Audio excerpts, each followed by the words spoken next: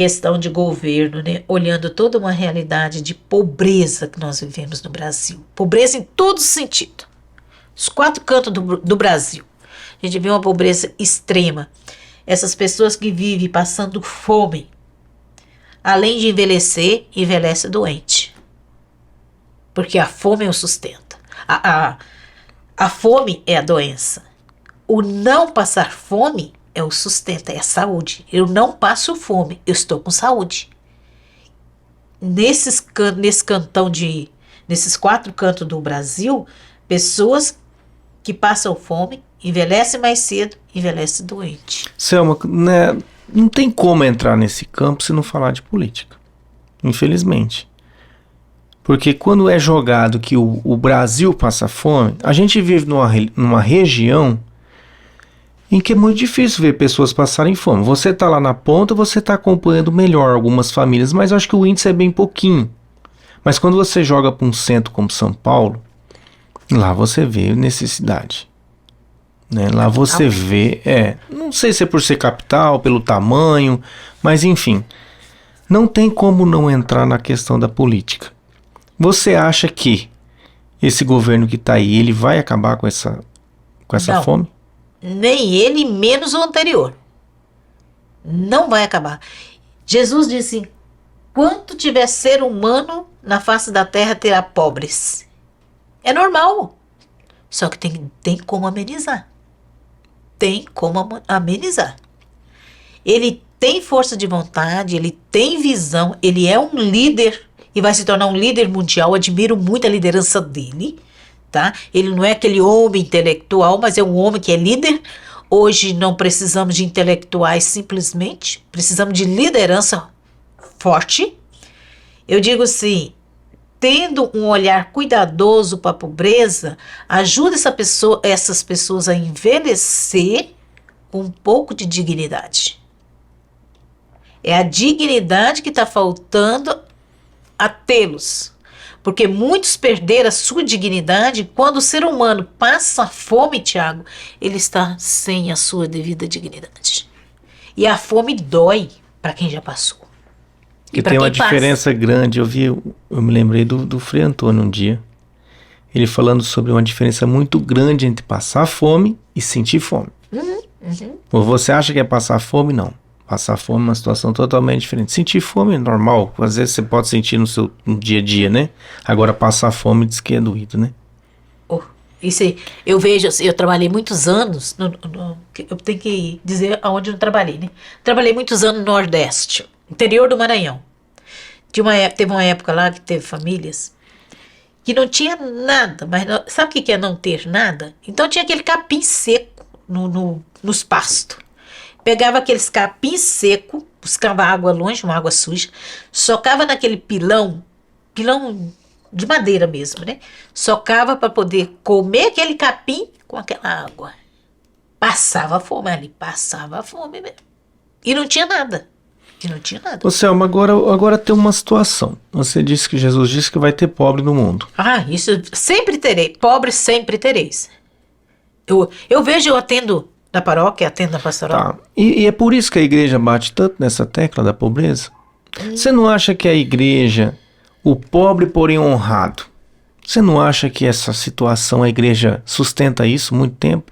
Por que a igreja católica não incentiva a prosperidade? Não, mas isso é evangélico, Tiago. Não é a igreja, isso é do evangelho. E por que algumas vertentes batem na prosperidade? A teologia da prosperidade, por exemplo. Sem dúvida. Tem gente que trabalha só com a prosperidade. Sai da visão do evangelho. Jesus trabalhou a esperança, Jesus trabalhou os pobres, pobres sempre tereis.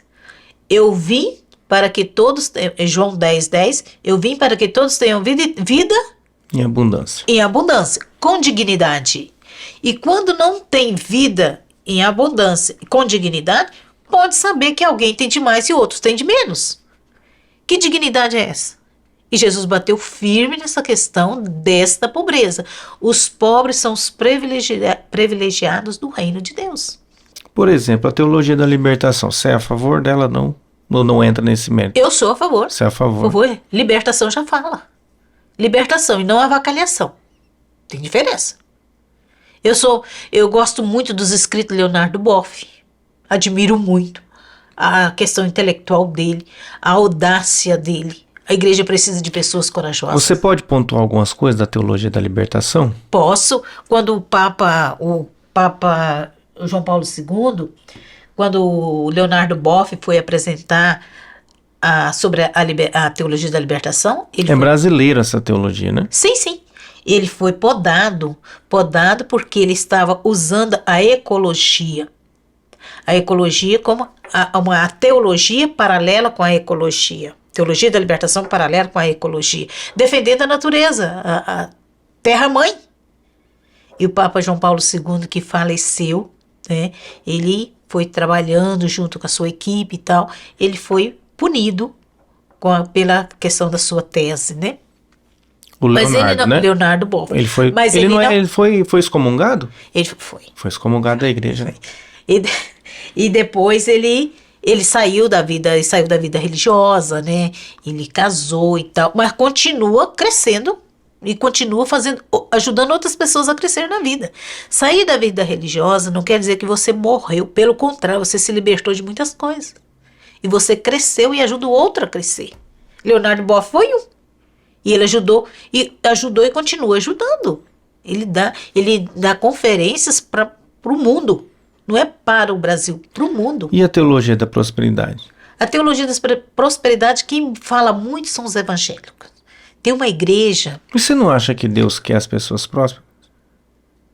Deus quer a pessoa livre e convicta da sua fé. Livre. O que é ser livre? Aí já entra todo um outro processo, né? O rico não é livre?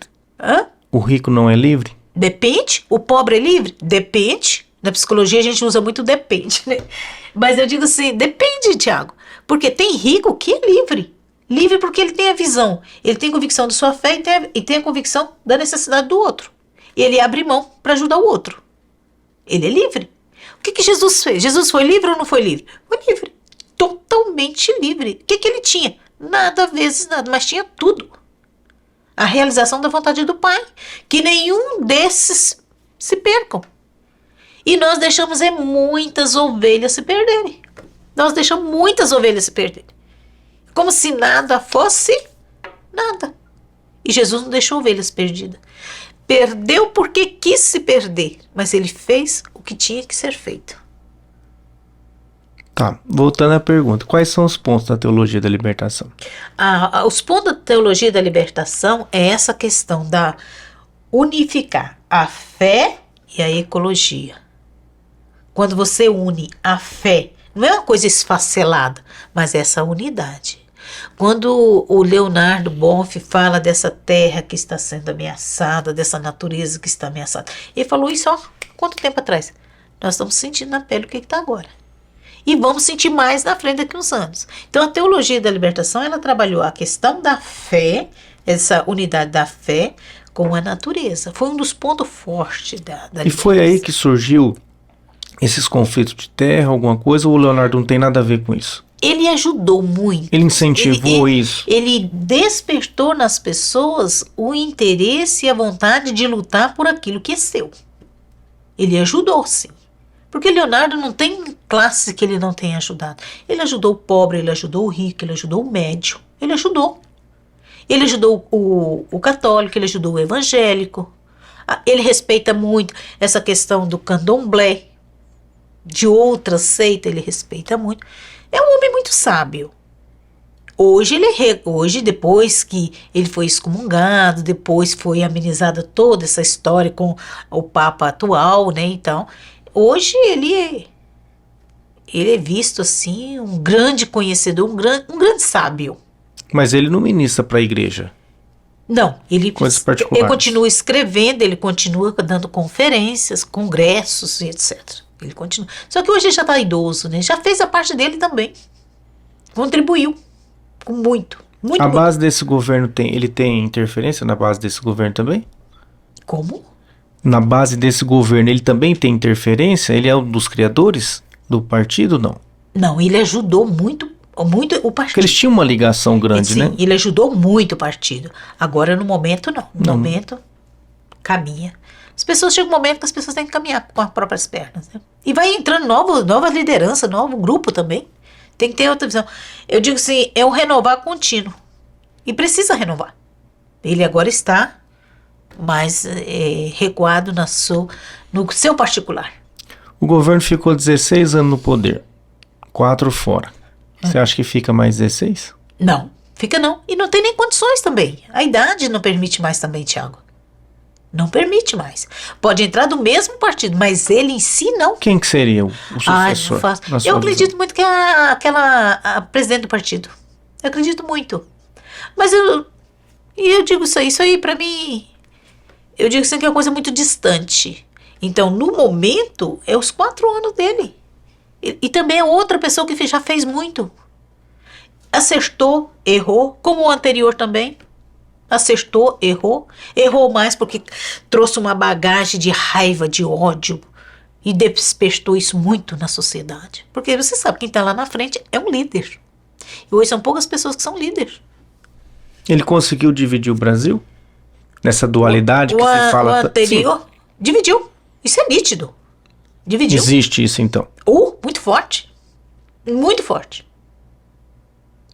Infelizmente, sim. E não quer dizer que esse agora vai conseguir unir. Não vai. Ele vai fazer a parte, vai melhorar.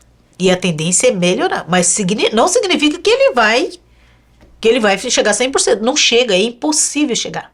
Por mais que ele queira, mas não chega. Mas pelo menos está fazendo a parte dele. Se todos nós fizéssemos a nossa parte de líder, de cristão, o mundo seria melhor. É o pior que nós não fazemos.